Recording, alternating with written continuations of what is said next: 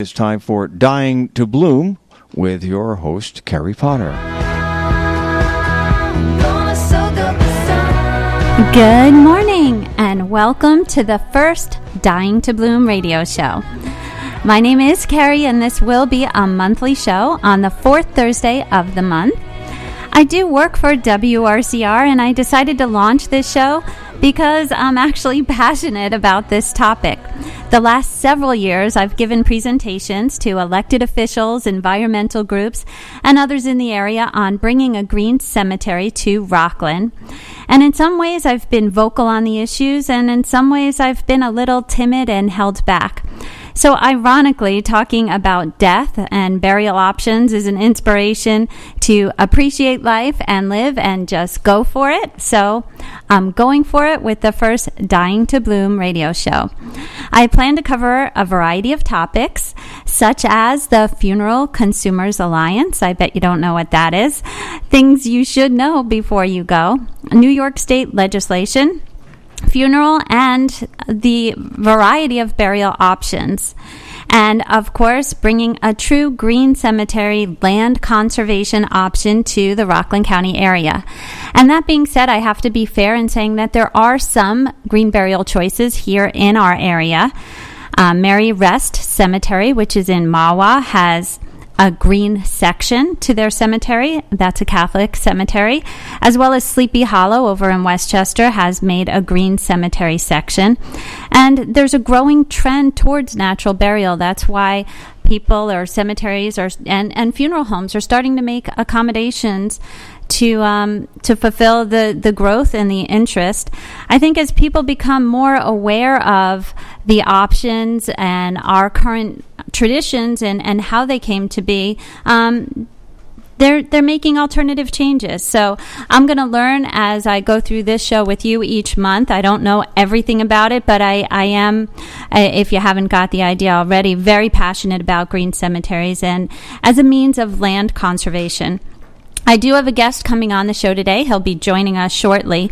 But before he comes along, let me share with you how this interest started and what a green cemetery is.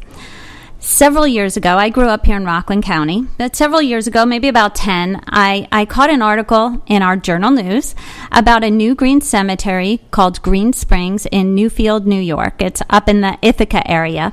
And I found it really interesting, and I was intrigued by the concept. Green cemeteries are popular in Europe, and they are growing quickly here in the United States as an environmentally friendly option for burial.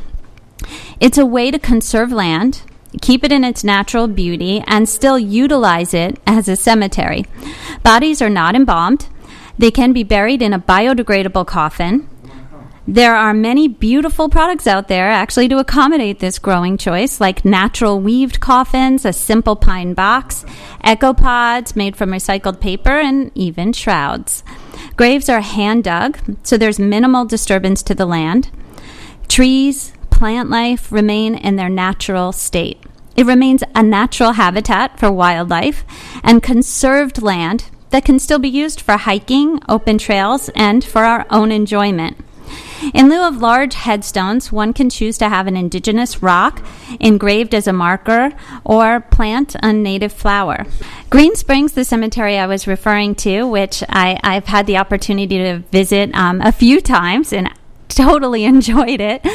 Green Springs is 100 acres of rolling hilltop meadow, bounded by 4,000 acres of Arnett Forest and 4,000 acres of Newfield State Forest. It offers ecologically sound burial and a natural return to the earth. It is, however, around 2.5 hours away. If this is something you're as passionate as I am about, you may not mind traveling, but I really would love to see something like this in our area. And again, it would serve the dual purpose of conserving land. It is interesting to learn about how we here in the U.S. came to distance ourselves from dealing with death compared to other cultures and how our funeral industry came to be. We've developed practices to hinder natural decay and return to the earth, such as embalming, airtight caskets, cement vaults. My guest, who will be joining us shortly, as I mentioned on today's show, is author of Grave Matters, a journey through the modern funeral industry to a natural way of burial. and his name is Mark Harris. The cover of his book includes some interesting information. It says the average cost of the standard funeral and burial runs $10,000. A typical 10-acre swatch of cemetery ground, 10-acre, contains enough coffin wood to construct 40 houses, nearly 1,000 tons of casket steel, 20,000 tons of vault concrete, and enough toxic embalming fluid to fill a backyard swimming pool. And that doesn't mention at all the pesticides and chemicals that are used to maintain those green lawns we see at our cemeteries. Mark Harris is a former environmental columnist with the Los Angeles Times Syndicate. His articles and essays have appeared in the Chicago Tribune, Reader's Digest, Environmental Magazine, Hope, and Vegetarian Times. And of course, as I mentioned, he is the author of Grave Matters. Good morning, Mark Harris. Good morning, Gary. How are you doing? Great. How are you? Welcome to the first Dying to Bloom radio show here on WRCR. Well, I'm very pleased to be here. Thanks for having me as your guest. And Mark, I couldn't think of a better first guest to have on the show. I opened the show by sharing a little bit of my interest with green cemeteries, and my first experience was visiting Green Springs in upstate New York. Right. And as I became interested in what a green cemetery was, I came across your book, Grave Matters. And I have to say, every time I've gone out to talk to a group or a community leader, I've brought several copies of your book with me because I just handed them out and said, you got to get a good understanding of what's actually happening here and you know, why it's a good reason to at least have alternative options available. Yeah. Well, thank you. And you know, this is an unusual topic to be talked about on the radio. People seem to, you know, shy away from the subject matter. And that being said, also, I was kind of surprised, but also thankful about the first chapter in your book, which happens to be the embalming of Jenny Jones. And I'm raised Catholic myself. I did lose my parents about 10 years ago, and they were embalmed. And you know, for me, I've just never questioned. You know, it's just kind of been always, that's what you do. But I was really intrigued on what the process is and actually how we came about just accepting it as part of tradition here in the U.S. Would you mind starting off by just kind of sharing with us how this came to be, the history of embalming in the United States? Right. Well, maybe the easier way to start is to say sort of where we are today. And so what I mean by modern burial, that is what happens when you go to a local funeral parlor and you sort of get the works. And by that I would mean, and that would be the American way of death in the modern age, and that would be embalming, since most bodies are embalmed. The embalmed body is placed in a metal casket, since fully 3/4 of all caskets produced in this country are made from metal.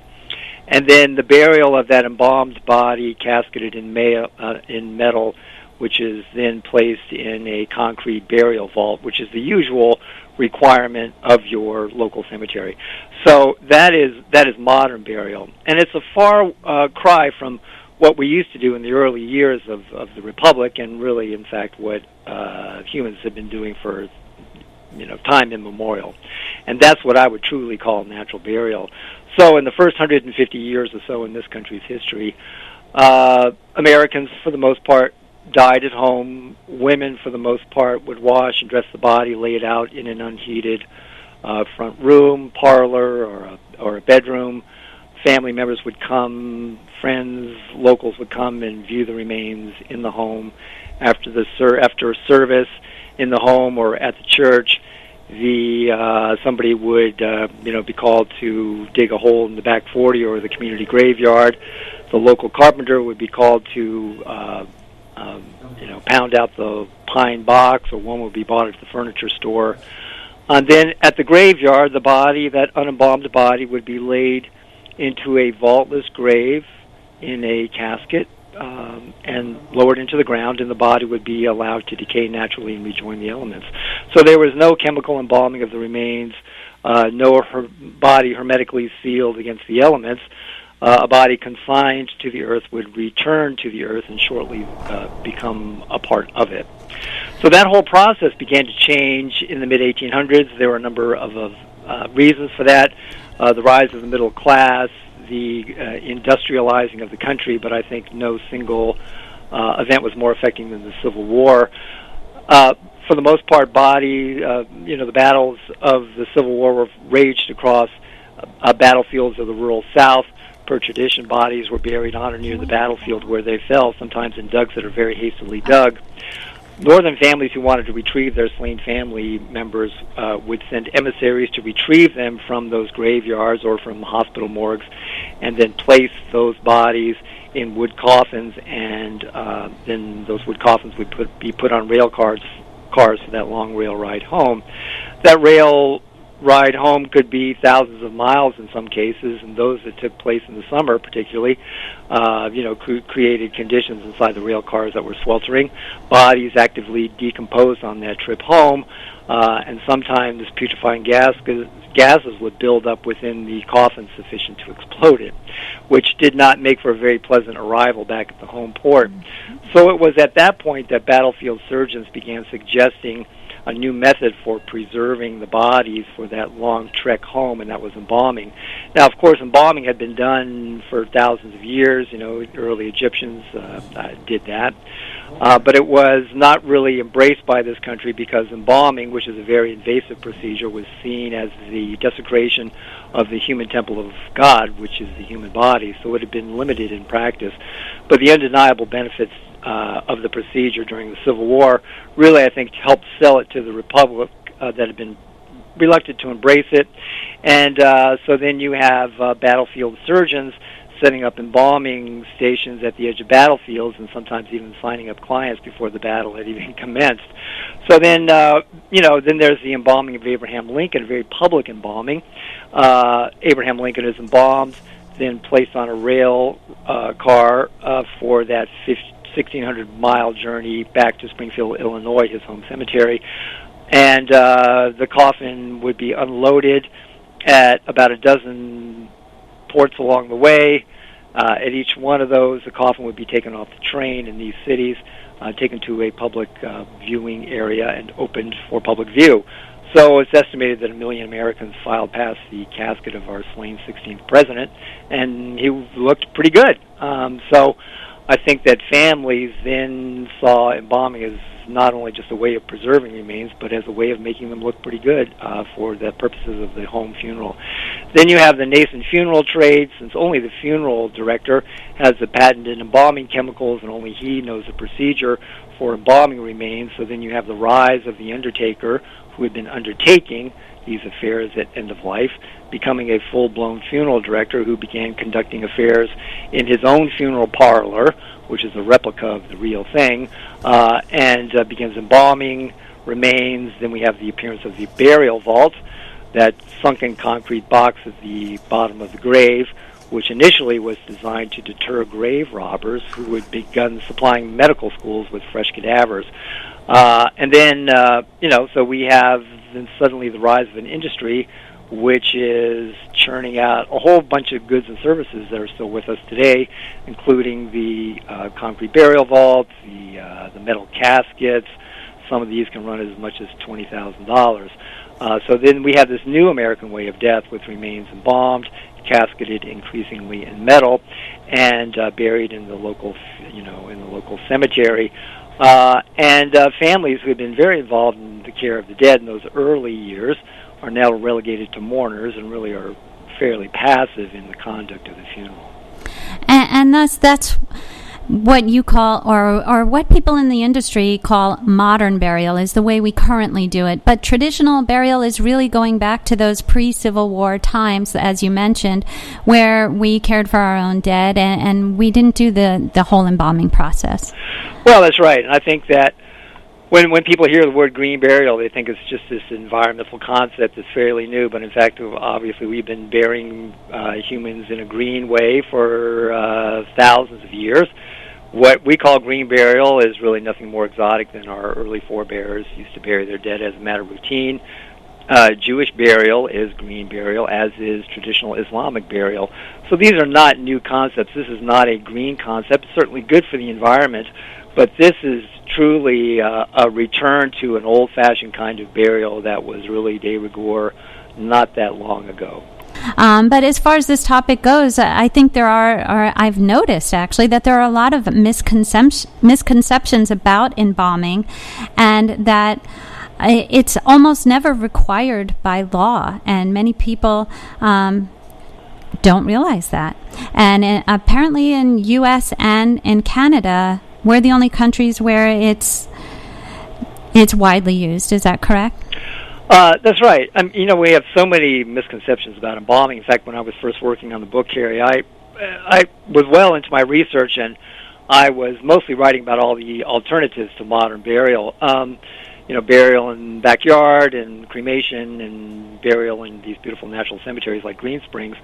But in fact, I thought, well, I had to write about what this tradition was working against, and even I was full of misconceptions. The fact that I didn't know, I believed that most bodies had to be embalmed, but in fact, embalming is almost never required. I believe that you had to use a funeral director to conduct a funeral. In fact, that's not widely required.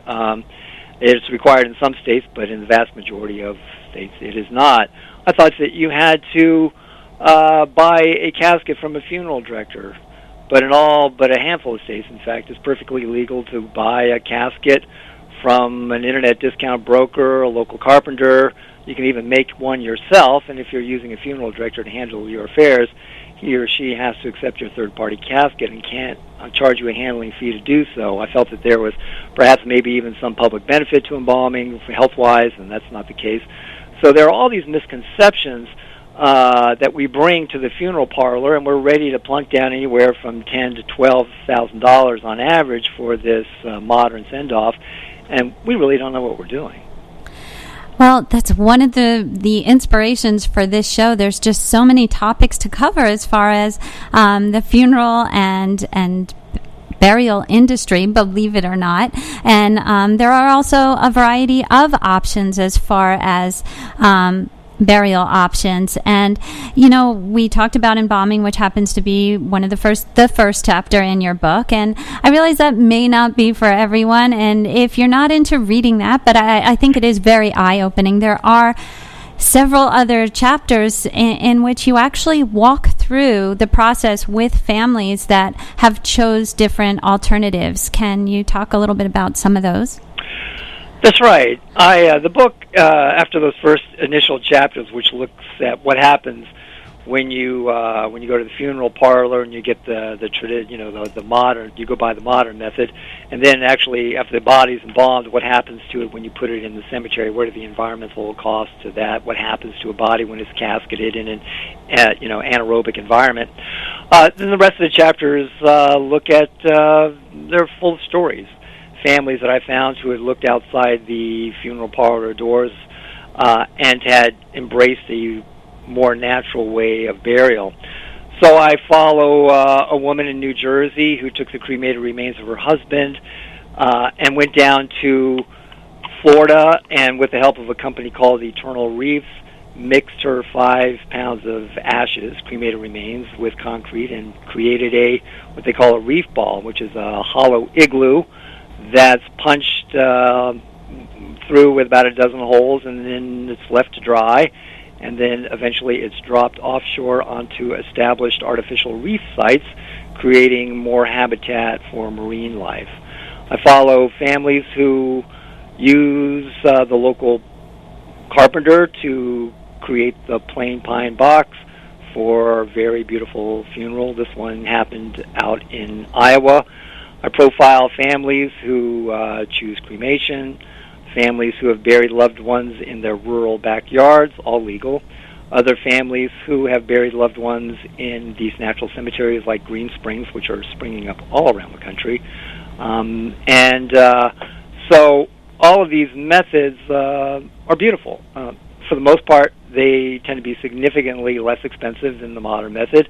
They allow families to be involved in the conduct of the funerals, And as a consequence, these funerals and burials tend to be really highly personal and beautiful, simple affairs. I'm really excited about the movement to return to that connection. Would you say, generally speaking, here in America, we tend to distance ourselves from death in comparison to other countries and cultures? We have, and I don't have a good answer for why, but I think that we are largely, or have been, a death-denying culture. I think that's changing, and I see so many signs of it. I think the green burial movement is just one part of that big sweeping change. But yes, and it's very odd when you think about it. We're going to spend anywhere from $10,000 to $12,000 again on average. And yet, if we were going to spend that kind of money on a down payment for a nice automobile or for a mortgage, plunk down that initial chunk of money, we would be doing due diligence. We would be doing a lot of research. We would go into that engagement with a lot of knowledge behind us. But yet, death, which is an absolute given, we shy away from learning anything about it. So we walk into the funeral home really pretty ignorant. And yet, it's going to cost quite a bit of money, and it's going to. This is our last, our last duty as the survivor to our loved one is to send them off, and yet we do it. We do it in, frankly, rank ignorance. But I do think that is starting to change. Well, there is so much I still want to cover with you, and I do hope you will come back on the show. This is a monthly show, the fourth Thursday of the month, called Dying to Bloom here on WRCR. We're in Rockland County, and we do have a caller. Good morning, Carrie. Good morning, Mark. Good morning. I just had a question, Carrie or Mark, maybe you can answer. What are the percentage numbers of green burials today? That's number one. Number two, how many green cemeteries are in the Hudson Valley in the United States? And the third question is, what are the percentages of green burials today? Yeah. The number of green burials being conducted per burial is fairly small. I don't think anybody's tracking the exact number, but I don't think it is. There are no funeral directors who are surviving solely on offering green burial. That said, there are hundreds of funeral directors around the country that have been certified to offer green burial goods and services by the Green Burial Council. That is, if you go to your typical, your local funeral director, he may offer refrigeration in lieu of embalming. He may offer a pretty wide selection of biodegradable caskets made from wicker or bamboo or seagrass. He may have cloth shrouds that you can bury a loved one in, and he may be willing to help with the natural way of burial. And in New York State, it's one of those few states that requires families to use a funeral director. So if you're going to have somebody buried at Green Springs, say, you do need to engage the talent of your local funeral director. The number of green cemeteries in the United States, again, no one is keeping absolute track. I have been keeping a running list for quite a number of years, and the number of green cemeteries across the United States is 150, roughly 150. And what are they in the Hudson Valley area? I'll let Carrie handle that one. Yeah, well, the only ones that I'm familiar with is one Green Springs up in Newfield. There are other cemeteries in the nearby area. There is Steelmantown, which is in South Jersey, and some traditional green cemeteries are making green sections, as I mentioned earlier, like Mary Rest in Mahwah and Sleepy Hollow in Westchester has green sections. And there's also a newer one in Dutchess County area that is also a green section of an already established cemetery. And is there any hopes of a green cemetery in Rockland County or a green section? Well, Thus, the Green Cemetery Fund is opened through the Rockland Community Foundation, and through this show, I'm promoting donations to that fund and talking to elected officials in the area and hoping that that's something we can have here on a local level. And Carrie, talk about the plot costs or costs associated and the regulations typically in a green cemetery. Well, Mark, maybe you could do that since I am just in the planning stage, and congratulations to you because I understand you've brought a green cemetery to your area. That's right. I was contacted by our local cemetery here soon after Grave Matters came out, and they asked me if I would help them start a green section. The requirements in a place like this where there's an existing cemetery and they decide to offer vaultless burial anywhere on their grounds, or maybe they've carved off a fallow section of the cemetery for green burial only, that's where most of the growth in the green burial movement is happening. To the caller's point, how do you start one of these things? What are the requirements? There are local requirements as to locations, siting of cemeteries, how far they have to be from local water supplies, potable water supplies, from neighbors. But that varies from state to state. Off the top, I don't know exactly what New York's requirements are. So it's easier if there is an existing cemetery already. Then you've already gained all the approvals and what have you. Yeah. So the cemetery I've been involved in, we took about a quarter acre, and we're expanding it shortly to 2 acres, which we took a fallow field and we turned it into a meadow of native wildflowers that are part of this Pennsylvania region.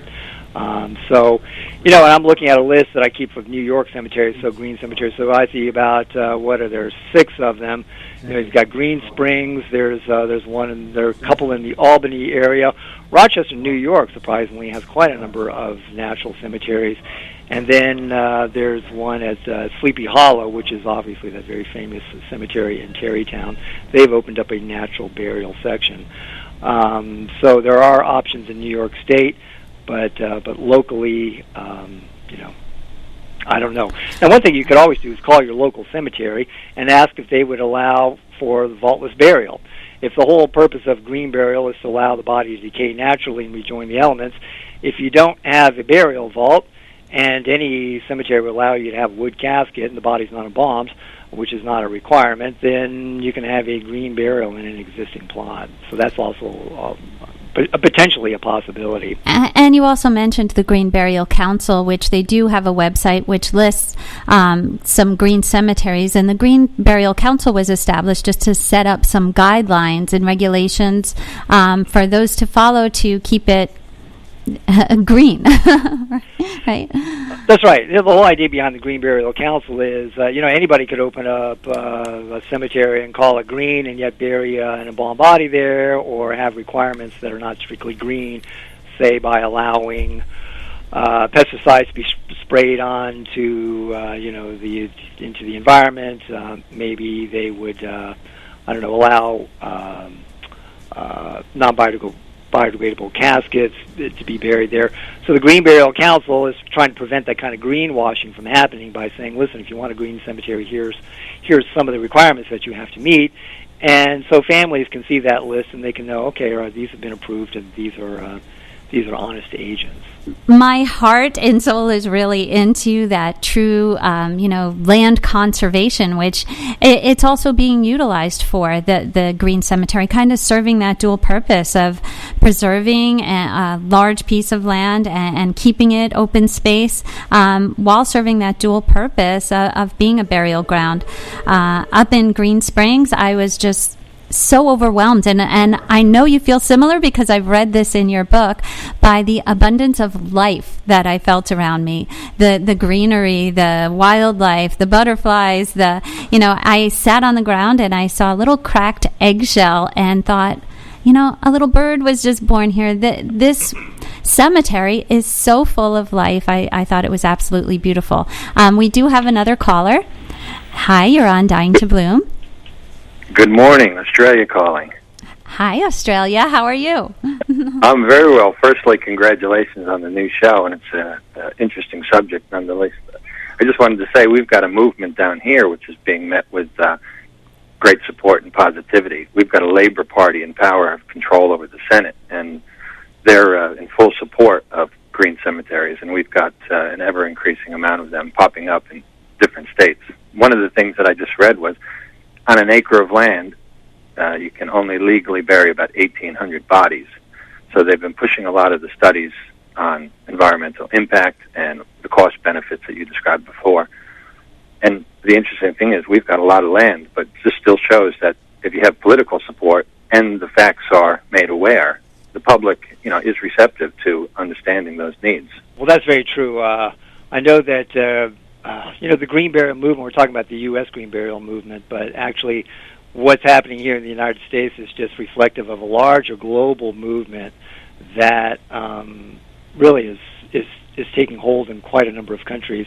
The modern green burial movement begins in 1993 with the opening of the first natural burial ground in Great Britain, which is home to 280 natural cemeteries now.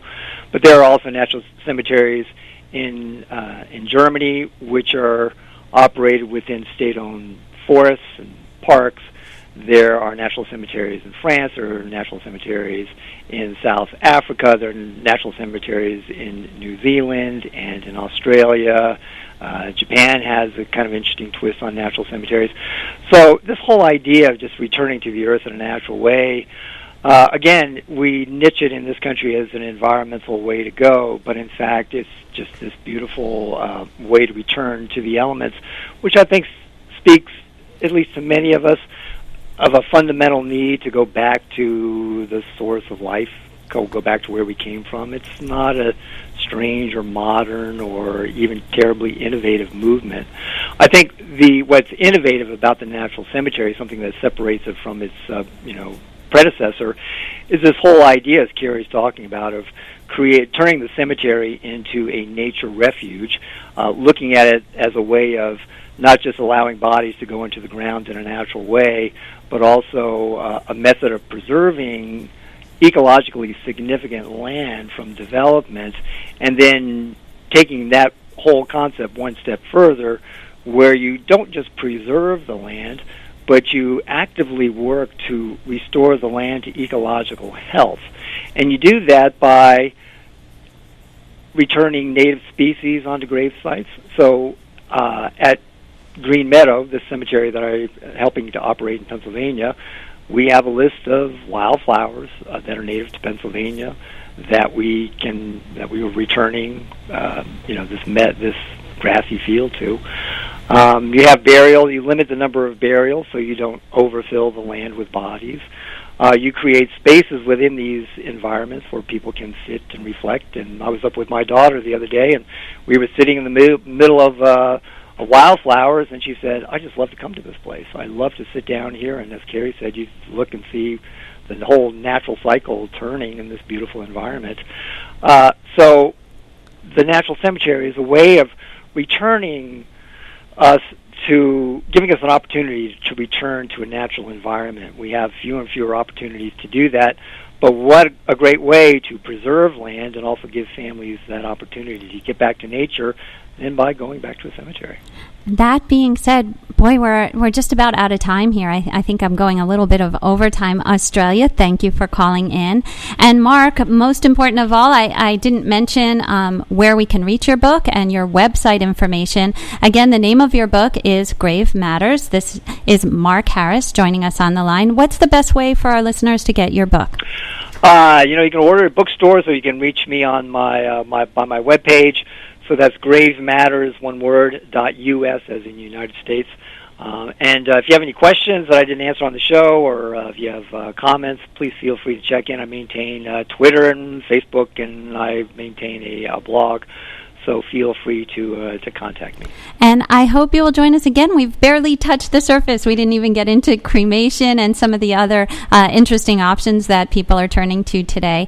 But thank you so much for joining me, Mark Harris. Yeah, well, thank you, and thank you for having a show on such an important topic. In closing this show, I'd like to thank you for joining me for the first Dying to Bloom. Please consider contributing to the Green Cemetery Fund with the Rockland Community Foundation. You can visit rocklandgives.org to find that fund. And it's not easy for us to think about our life coming to an end, so let's use that thought to encourage ourselves to live it to the fullest. I would like to close this show, and maybe every Dying to Bloom show, quoting Bronnie Ware. She is an Australian nurse who spent several years working in palliative care, caring for patients in the last 12 weeks of their lives. And she's also an author of a memoir, The Top 5 Regrets of the Dying. And I'm going to quick run through those before we say goodbye. Number 1, I wish I had the courage to live a life true to myself, not the life others expected of me. This was the most common regret of all. When people realize their life is almost over and look back clearly on it, it's easy to see how many dreams have gone unfulfilled. 2, I wish I hadn't worked so hard. This came from almost every male patient she nursed. They missed their children's youth and their partner's companionship. 3, I wish I had the courage to express my feelings. Many people suppressed their feelings in order to keep peace with others, and as a result, they settled for a mediocre existence and never became who they were truly capable of becoming. 4, I wish I stayed in touch with my friends. Often they would truly not realize the full benefits of old friends until their dying weeks, and it was not always possible to track them down. And 5, I wish I had let myself be happier. This is a surprisingly common one. Many people did not realize until the end that happiness is a choice. They stayed stuck in old patterns and habits. The so-called comfort of familiarity overflowed into their emotions as well as their physical lives. So that being said, choose happiness and join me next month on the 4th Thursday following the Steve and Meredith show for Dying to Bloom. Gonna soak up the sun.